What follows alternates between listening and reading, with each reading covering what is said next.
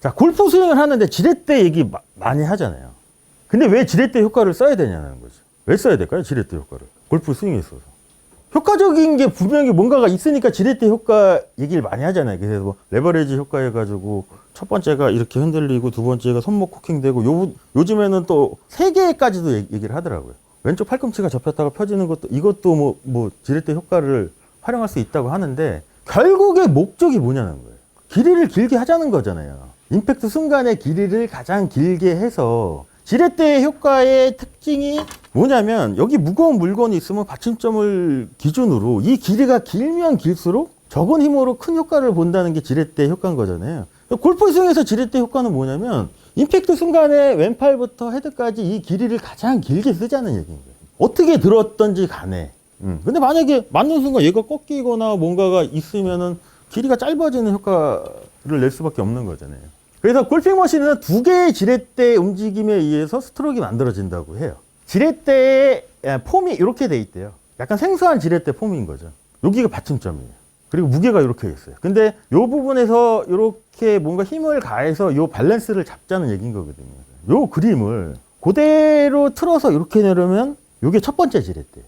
첫 번째 지렛대는 어디냐면 받침점이 왼쪽 어깨가 돼요. 여기가 돼요. 길이가 어디가 되냐면 그러니까 왼팔이 길이가 되는 거예요. 그리고 무게는 어디가 되냐면 이 클럽 전체, 샤프트부터 클럽 헤드까지 전체. 그리고 두 번째 지렛대는 어디냐면 이렇게 바뀌어요 또.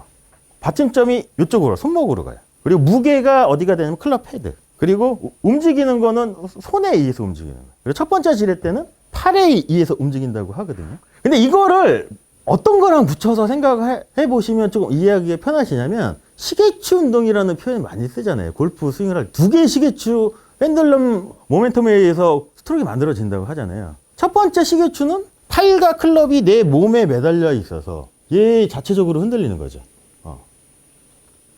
그러니까 팔하고 클럽하고 같은. 근데 여기서 조금 그러니까 움직이는 이 속도가 변하면 가속이라는 게 붙어서 요번에 왼손목이 코킹이 되면서 두 번째 시계추 운동이 되는 거죠. 요 두 가지를 결합을 하자는 거거든요. 그럼 보면 요 첫 번째 지렛대만 쓸 수도 있고 첫 번째 시계추 운동으로도 우리가 스트로크를 할 수도 있겠죠. 그 대표적인 칩샷이나 퍼팅 같은 경우는 굳이 두 번째 시계추 운동이 필요 없을 수도 있고 조금 더 큰 파워가 내기 위해서는 이제 두 번째 시계추 운동, 그러니까 두 번째 지렛대가 작동을 하면은 조금 더 이제 큰 파워가 생기겠죠.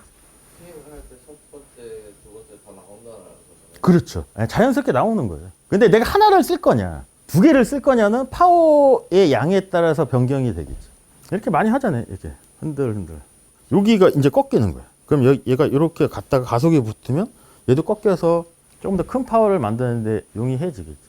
자, 그러면 이거를 우리가 봤을 때 근본적인 걸 생각을 한번 해보죠. 백스윙을 할 때 왜 코킹을 해서 우리가 할까요? 스윙을. 코킹을 안 하면은 안 될까요? 코킹을 안 하면 더 정확할 것 같은데. 왜 안 생길까요? 근데 왜 접어야 되는? 안 접고도 얘를 이렇게 갈 수 있죠. 그 누구죠? 김연아 있잖아요. 김연아가 회전을 하잖아요. 근데 회전을 빨리 하려면 어떻게 해야지? 팔을? 접고. 속도를 줄이려면? 피잖아요. 백스윙 때도 어느 정도 가속이 필요하다는 거예요. 반대쪽 가속을 만들기 위해서는. 그러기 위해서는 우리가 김연아가 이렇게 팔을 접듯이 왼손목 코킹이 돼야지 이 길이가 짧아지는 거죠. 타이거즈도 비슷한 얘기 하잖아요. 한국 제이드 펠리스인가 거기 와서 레슨을 할 때 임팩트 위에 가속을 만들려면 얘가 빨리 접혀야 된다거든. 그것도 뭐냐면 이쪽으로 가는 뭔가 가속을 더 극대화하자는 얘기인 거거든. 얘를 계속 피면 속도는 느려져요. 결국엔. 그래서 요거를 한번 알아보셔야 돼요. 우리가 원엘 21가지 했을 때 요 7번부터 11번까지는 우리가 지렛대 할 때 본다고 우리가 안 봤었거든요. 요 부분에 대해서 한번 봐볼게요. 7번이 뭐냐면 요 지렛대, 그러니까 두 개의 지렛대는 압력에 의해서 작동이 된대요. 그 압력이라는 건 뭐냐? 프레셔 포인트 4가지. 그럼 첫 번째 지렛대는 팔에 의해서 되는 거잖아요. 그러면 보시면 프레셔 포인트나 어큐뮬레이터 1번이나 4번이에요. 1번이 어디냐면 오른팔 팔꿈치가 접히는 게 1번. 4번은 어디냐면 왼팔이 가슴에 붙었다가 떨어지는 게 4번인 거죠. 그럼 양팔에 있잖아요. 그리고 두 번째 지렛대는 어디냐면 2번, 3번이에요. 2번이 여기잖아요. 손이잖아요. 3번이 어디냐면 오른손, 여기 검지손가락 첫 번째 마디. 왜냐면 여기서 손목을 중심으로 시계추 운동을 하려면 손에 의해서 움직여 주겠죠. 이 클럽이 시계추 운동을 하는데 우리가 보시면 우리 몸에서 어딘가 느껴지잖아요. 얘가 움직이는 게. 그게 4가지 프레셔 포인트 중에 하나 또는 2개, 그 조합일 수도 있다는 얘기인 거거든요. 그래서 압력에 의해서 작동이 된다고 호머켈리는 표현을 했어요. 그러니까 클럽의 움직임을 느끼지 않은 것 같아요. 자, 그리고 또 이제 8번이 뭐냐면 지렛대의 어떤 부분도 독립적으로 앞으로 회전할 수 없대요. 이거 정말 중요한 거거든요. 제가 이렇게 서 있어요. 제 입장에서 앞은 이쪽이잖아요. 얘 혼자서 앞으로 이렇게 갈 수 없다는 얘기인 거거든요. 그럼 얘가 가려면 둘 중에 하나겠지.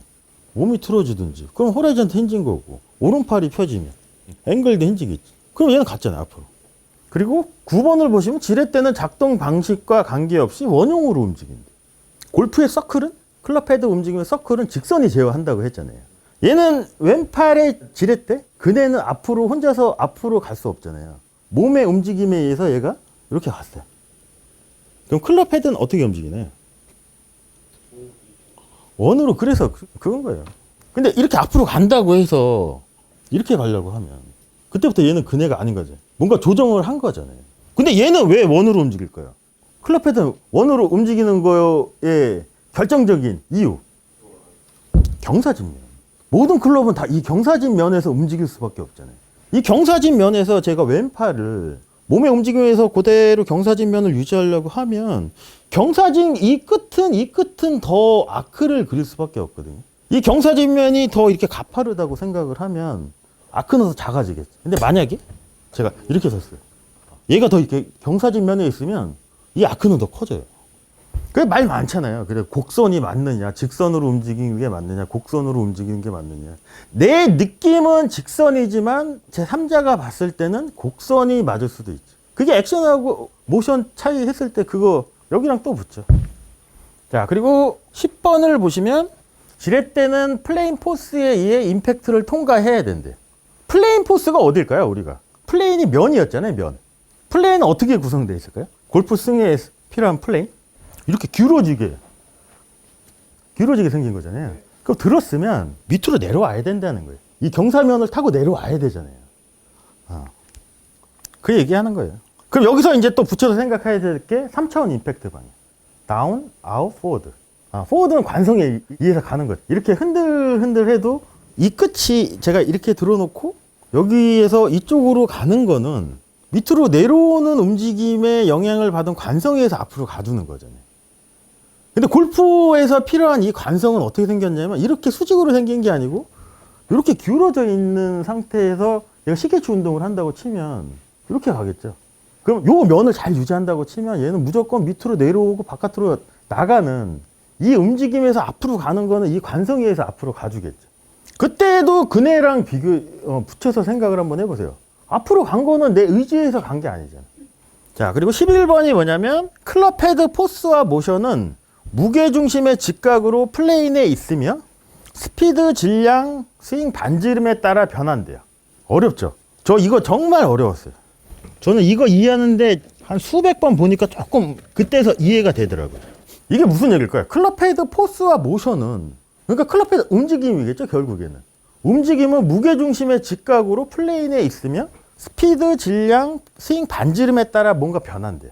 그럼 여기서 저 무게중심이라는 게 무슨 얘기일까요? 무게중심의 직각. 얘가 플레인 라인이에요, 파란색이. 클럽은 이렇게 있죠? 무게중심의 직각이 뭐냐는 거예요. 클럽 헤드에 노란 공이 있는 데를 우리가 다른 표현으로 많이 쓰잖아요. 스위스팟이에요. 이 스위스팟을 플레인 라인이 이렇게 움직인다는 얘기인 거예요, 이렇게.